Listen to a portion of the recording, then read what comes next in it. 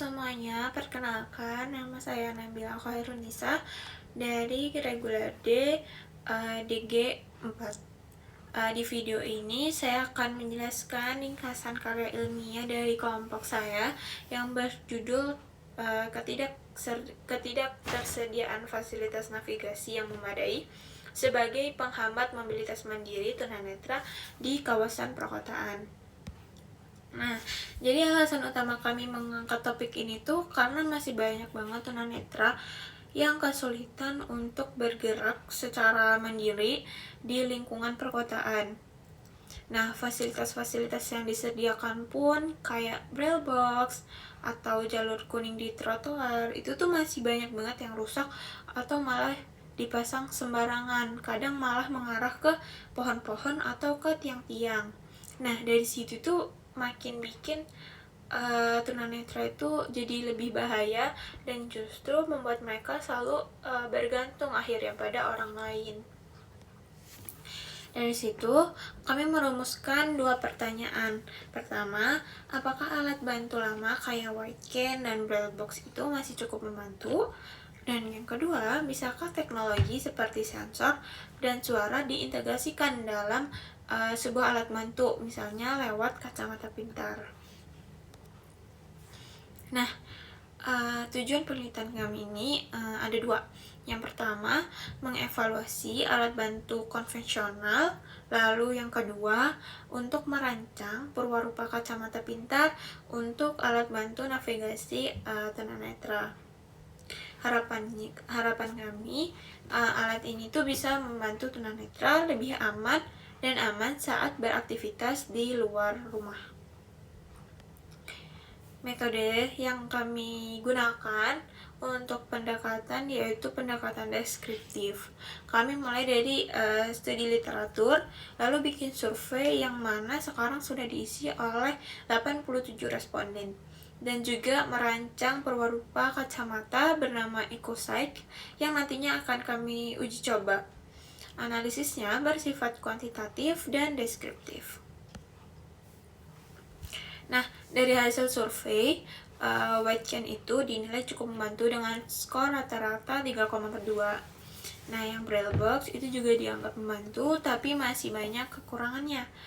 Tapi menariknya adalah kami menemukan bahwa makin tinggi pemahaman responden tentang teknologi bantu, maka makin sadar juga mereka kalau alat bantu lama itu banyak hambatannya atau batasan-batasannya.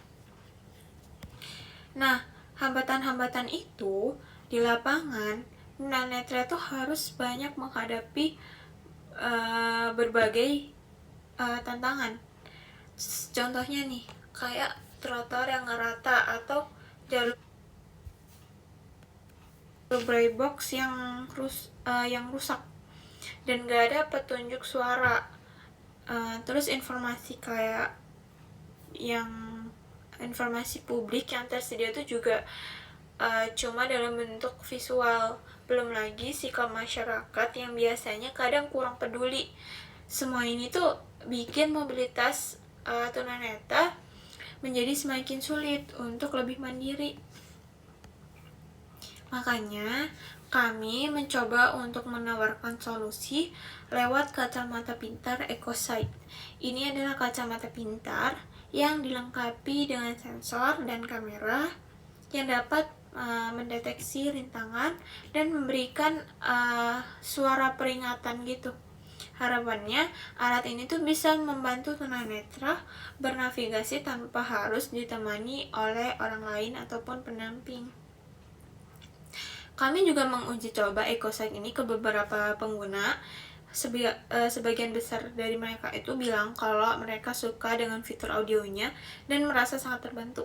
Meskipun masih perwalupa, alat ini tuh sebenarnya berarti punya potensi untuk dikembangkan lebih lanjut ke versi yang lebih siap pakai. Nah, kesimpulannya, alat bantu yang lama itu sebenarnya masih bisa digunakan, tapi jelas punya beberapa kayak hambatan-hambatan gitu. Nah, EcoSack ini bisa jadi alternatif yang lebih modern dan adaptif. Tapi tentunya teknologi aja tuh nggak cukup, lingkungan kotanya juga harus mendukung dan lebih inklusif. Beberapa hal yang kami sarankan itu yang pertama, adanya fasilitas navigasi di kota yang harus benar-benar dievaluasi dan diperbaiki. Yang kedua, adanya teknologi bantu seperti EcoSack itu perlu dikembangkan lebih serius.